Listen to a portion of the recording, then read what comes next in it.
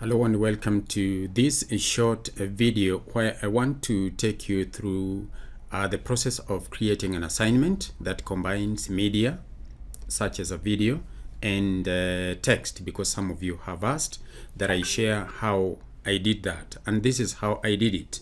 You log into the Teams app within the Teacher Service Commission, and once you're inside there, you will straight away go to the tab on the very left, written assignment, and once you are there, it will open and prompt you to create an assignment. Just click on create and then check, is it a quiz or an assignment? What I did create was some form of a quiz, so I just clicked quiz, and I'm prompted to create a quiz assignment. And then when you read here, create a quiz assignment, choose a class where you will like to create an assignment. And I want to create that assignment in the physics online class, secondary. So this one I created within the Teams itself. Probably when you open that, you will find the April online support. So I went to the class that I created because I want it to be specifically for physics secondary. So I clicked there, because if I click here, this one is a forum for the teachers. So that is what I did. Then you click on next, and then you are presented with forms. Let's see what we get in forms.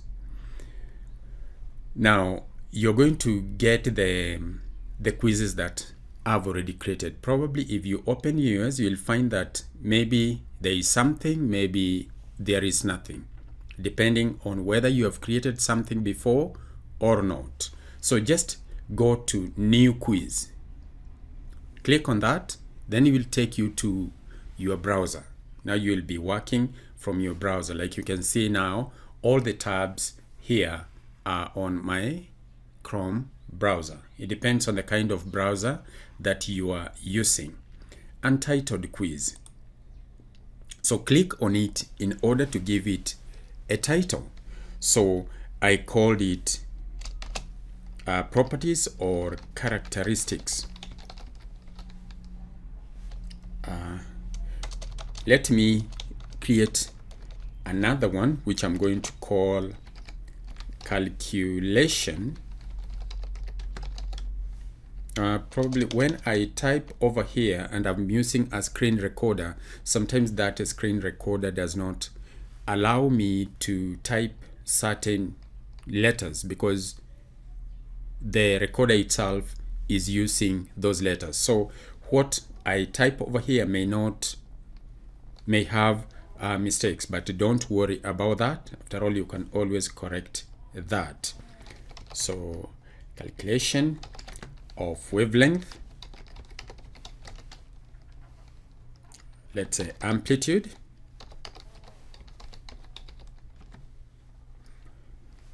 and frequency.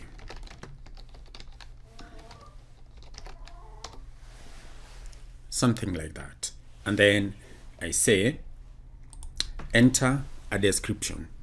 Here I can decide to describe this quiz or assignment, and I can give it any description. Like for example, the one that I gave in the video that I shared was one where I just alerted the student that you are getting this assignment because you are a member of my physics online class. Go through the video and answer the questions which follow. Just as simple as that. You want to connect with your student. So that is what I thought as the best way of doing that.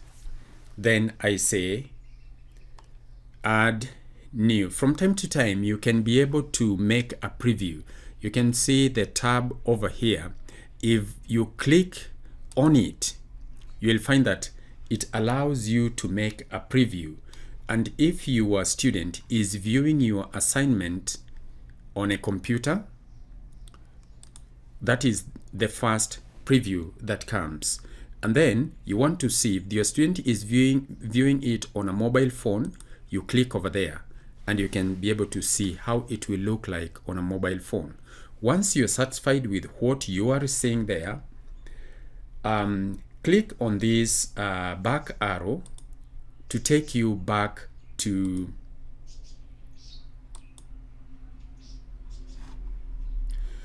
where you are editing your assignment. So we understand about that preview tab.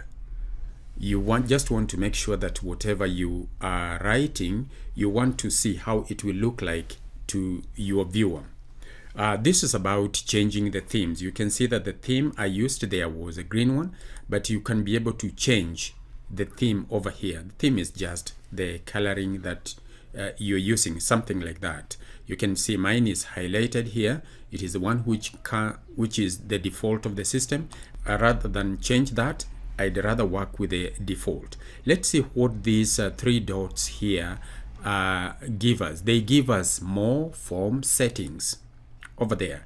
I can print the form, I can view the feedback, and there are terms. When it comes to terms, I think things are the terms under which your viewer is going to work. Let me see what it gives me. When I click on that, there is a pop-up window which opens here, and I want to see what it gives me. Let me maximize that, and this is what it gives me. I will be interested on the security and privacy. You can read about app permissions. The apps will access to your data. Manage which apps have access to your data. I think this is about the permissions which you would give to this application as far as your data is concerned. Verify what products and licenses you have. View the subscriptions, Office apps and devices, and all that. This is about my account within the Teacher Service Commission. So that one is not a problem. Let me minimize it. There. I can always read it later on. Let me go now to creating questions over here. And before maybe I create that, let me see what this icon here gives me. It tells me insert an image. I click on that, and when I look at this, I can see insert an image from OneDrive or upload one into your computer. So you've got all that you can be able to do over there. So that one may not be a problem. So let's add questions. I've already talked about how you describe your form. Let's add the questions. There are several types of questions. And this one is a multiple choice. There are text, there are rating, form of questions. And when you click over here, there are more features that you can be able to add to your form. But we want to stick with the type of questions. So I went for text. I clicked that, and then I'm prompted to write the first question. Before I did that, I could see here there is this icon which now prompts me to insert media. I click on that, and I can see now I'm prompted to insert an image or a video. Let's say your question has a diagram that you've already drawn in your computer. That is the image that you would click here, and then it will prompt you to go into your computer to upload that image. So let's just click it over there, and you can see over here I'm prompted to do a search. Probably this would be within being this browser. Let me just create that search and see what it gives me. I need to type something here so that when I search here, it can be able to give me an image that I'm going to use. Now, there is some piece of information here that are important. You are responsible for respecting others' rights, including copyright. So the kind of image you may use here may have copyright ownership. So you want to be careful with that. I would recommend that you always draw your own diagrams if it is images. If it is photographs, always take your own photographs and upload them there, because there is a tab for uploading here. So if I click on that tab, now it asks me to go to my computer where I can be able to upload an image. For example, I have already drawn this image in my computer, and I will click on it, and then down here I will click open, and over there the image now is being uploaded, and it will appear in this particular space here. You know, I'm talking about calculation of wavelength, amplitude, and frequency. Over here I'm talking about the student being able to identify which one of these represents a wavelength, because this one is a displacement distance graph. This is as far as physics is concerned. So you may not understand this if you're not a physics teacher. What I'm trying to communicate to you is, does your question have a diagram, a photo, you know, something like that that you would like your students to use in the question? That is what you upload. The important thing is to know the process of uploading whatever images you have. Now, this part of the assignment does not include an image, so I want to delete that, and it is important that you be able to do that. When it comes to editing, let's click on that and see what it allows us to do as far as the editing is concerned. It allows me to make it small, that is the original size, to zoom in, to zoom out, and to even add alternative text for screen readers. That means that sometimes you might need to add text in together with the diagram. However, like I said, I don't want to use an image here, so I'm going to delete that. So it goes. What I wanted to insert here was a video. So I click over there, I go to video, and then now it prompts me to enter the URL of my video. This URL may be from YouTube, or it may be from Microsoft Streams. For instance, when you are teaching and you have recorded that lesson, you might want to upload that particular lesson. What I did is if you upload your recording, sometimes those recordings are very long. You may find that you are teaching for over 1 hour, and the students really don't have time to watch they have 1 more hour to watch a lesson which was 1 hour. So if I teach for 1 hour, I'll make a 10-minute video trying to recap the main points, and I'll make that available via my YouTube channel. So that is what I would do.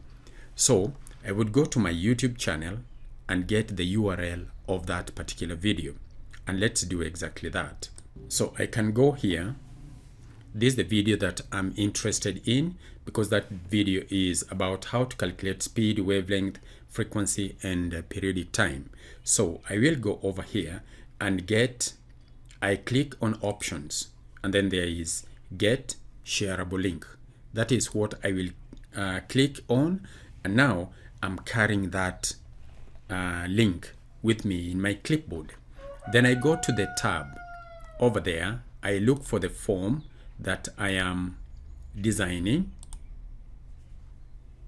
and the form is right here.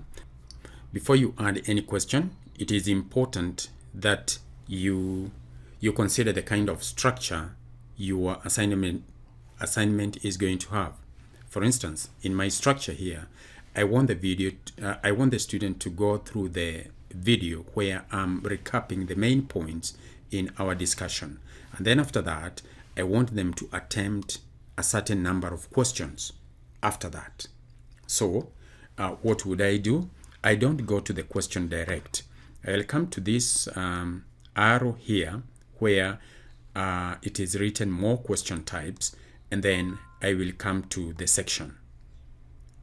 In that section, I can either leave it as reading as a section, just like that, or just give it a description. I can say something like lesson. Like I said, there is a problem with the letters when I'm using this screen capture software. So what I intend to write there is lesson recap, or video lecture, because that is the structure of the questions of the assignment that I'm designing. Then I come over here. The media that I want to insert is not an image, it's a video. It asks me to paste a URL either from Microsoft Teams or from YouTube URL. You can go to YouTube, look for a video which is talking exactly what you're talking about, paste its URL there, and many creators allow that because that helps in the distribution of their videos. Some don't allow, so definitely you won't have that link for sharing. So, but I'd like to go to my own YouTube channel and do that. So I've already gone there, and so let's go to my own YouTube channel and get the the video that I want to share with my students that I created immediately after the lesson. And it is this one here: how to calculate speed, wavelength, frequency, and period. This one here. If I hover my cursor over there are these 3 dots. Click on it. It gives me this menu here. Get shareable link. That is what I click, and I can see that the link has been copied to the clipboard just at the bottom here. So I will navigate back to the form that I am creating, which is this one here, and that is the link that I wanted. So I'm going to paste that link over there, and then I will add it to my form, and you can see the video appears immediately there. That is the first section where I intended to write lesson recap, but for reasons that I've already explained, I can't be able to write that because the screen capture software that I'm using here is using some of the letters on my keyboard, so they have sort of been disabled. So, but you understand what I'm talking about. I want to write lesson recap, so you can always do that because it is editable. Now, after the students have watched that, I can even enter a description of that particular video here where my cursor is, and now I want to start putting down the questions. So I'll go to text over there, and I have my first question there. My first section, because I'm talking about the students being able to identify the various characteristics of waves, especially when they are given a diagram, I will now show you how you enter an image. It is the same process. I click on that icon for media. I will click on image on the right hand side there, and then I will click on the image is in my computer, so I've got to upload it. Sometimes when you create images, you leave them in your computer. Sometimes you can save them in your drive, in your OneDrive. So if you click OneDrive, you can go there and get your images, your videos, and everything. So I want to get it from my computer. I click there and it takes me directly to the last folder that I was using. Sometimes when you click on an image from your computer, you may have to search where it is. So it is always important to know where you have filed your documents, where you have certain files. And if you have a problem with this, there is a video link that I've put up there, so that go to that video link, so that to that video so that you can learn how to arrange files in your computer, so that you know exactly where a certain file is. Sometimes you cannot be able to remember how you named a particular file, but you can remember where you filed it. So play that video over there and you'll be able to see how you can be able to do that easily. Like I said, when I just clicked upload from my computer, it takes me to the exact folder, because that is what I was using the last time when I did that particular process. So it remembers. So the image I want to upload is this one over there. So I click on it, then I click open, or you can just double click on the image. The moment you do that, the image immediately appears here. And when it appears there, you have an opportunity to actually edit that particular image. Like you can see, the image is so big, but I might want to leave it like that for the sake of those people who are using a mobile phone. They might want to see a big image. However, I've got this opportunity again to preview, to see what my students will be seeing, and especially those with mobile phones. I want to see what they will be able to see in that particular section. And I think I want to leave my image having that size, because it is big enough for somebody who is using a mobile phone. So make sure that you use this preview button, either those who are using the computer or those who are using the mobile phone. Always do that, because if you don't do it, sometimes those who are using a mobile phone, they are disadvantaged. Something may be too small for them to be able to see on the mobile phone. Right. Then after you have done the previewing, you will just come to this button here, or arrow, back arrow, click on it, click it again until it brings you the page that you're working on. You may have to click it more than once, because when you went to preview, you may have gone through the computer screen and the mobile phone several times before you decide whether the image is good for them or not. So when you go to the back to the arrow for taking you back several spaces, you find that if you click it once, it appears as if it is not giving you any change. So continue clicking until it brings you what you were working on. And this is exactly what you're working on. I was on that point where I wanted to do some editing. So there is this. Okay, first of all, you can delete the image or edit that image. So I click on it and it allows you to make it smaller than how it is right now, or bigger than how it is. That is zoom in or zoom out, whichever the case you might want your image to look like. I think over here it's a matter of alternative text for screen readers. Yeah, screen readers. A screen reader is just a software that reads the information on the screen for students who have got a problem with their vision. They are visually impaired. So you might want to add text instead of an image. However, let's go on. Now you want to write down your answer, your question here. Enter your question. Let me see. I've got a space for me to be able to, yes, over here. Now I can be able to type my question over there. And then on the mobile phone, the students will have to enter their answer here. And then you can go over to the next question.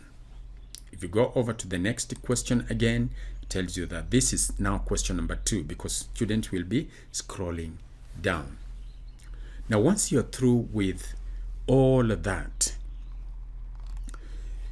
and you have previewed whatever you're looking, you have previewed your file, you now want to share it with your students. You click over there and it will give you this link for sharing. First of all, there is this option here, send and collect responses. Only people in my organization can respond to that. No, I want wider coverage. I can say everyone can respond. You know, when you are teaching and you are teaching, you don't want to narrow your audience. You want your audience to be as large as possible. But there are situations where you might want that form to only reach the people within your organization. You know, specific people in my organization can respond. Only people in my organization can respond. You know, it gives you a lot of options. I want anyone to respond. And then now, when I come here, I can, this URL can be very long, so I can shorten it like that.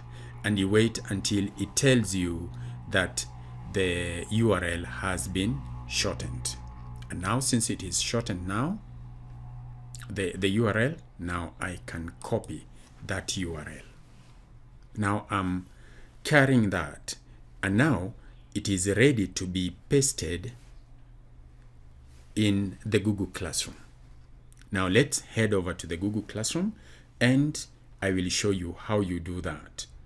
So here we are in the Google Classroom, our classroom, and I hope you have got no problem in logging into the classroom as a teacher. And if you have already logged in, you want to ensure, if you click, when you are on people, you'll be able to see your core teachers over there. View all. You scroll down like that, you'll be able to see the teachers who are already teaching that in that particular class. For me, I can see myself over here, so there is no problem with that. And it's actually the students that you are interested in because you want to send this information to your students, right? So let me go to the Classwork. I go to Classwork. On the left hand side, I had already created topics. First of all, what I did was to create the classes: Form 1 Physics, Form 2 Physics, Form 3 Physics. I will advise that you do the same for your class, for your subject. Let's say you are teaching biology. What you would do, you would create on the left hand side, you're going to create your biology classes. So let's click on create. Click there and you can see you can directly post that form as an assignment or a quiz depending on what you are creating, or it's just a material for learning. But now, before you do that, you know, it will prompt you to select a topic. So why don't we select a topic first of all? Now, if this Google Classroom was for my subject only, I will write down the topic. But I know that we've got all subjects in this Google Classroom. So in the place of topics, we've got subjects. So, and we have just said,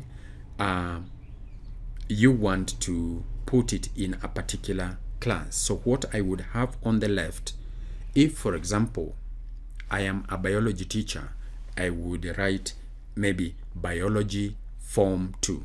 Just type biology, and by preference I want anything which is there to be in uppercase. Biology form 2 or form 1, something like that. And then I will click add. If I click add, it will go right here, and you see now I've got biology form 1. Of course, I'm going to delete that because I do not have permission from the biology teacher to do that for them. So biology form 1, come here, and I can be able to delete it, right? So I'm going to delete that one. After this, I'm just using that for demonstration. Then I go back again to create. Now, whatever I have created is an assignment. An assignment because I want them to answer the questions and then submit those questions to me.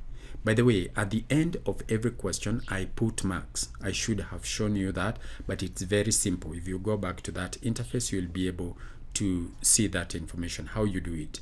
So there is the quiz assignment over there. I can give it a title. I can call it this time biology form 1 dash lesson 1. Don't worry about the typing. I've already explained why it is behaving like that. Lesson 1. And then I can describe that assignment. Give a description, a simple description that helps your student to know what is happening. And then after that, when it comes now to adding the content over here, I will click add. Click add, not create, because I've already created elsewhere using those forms.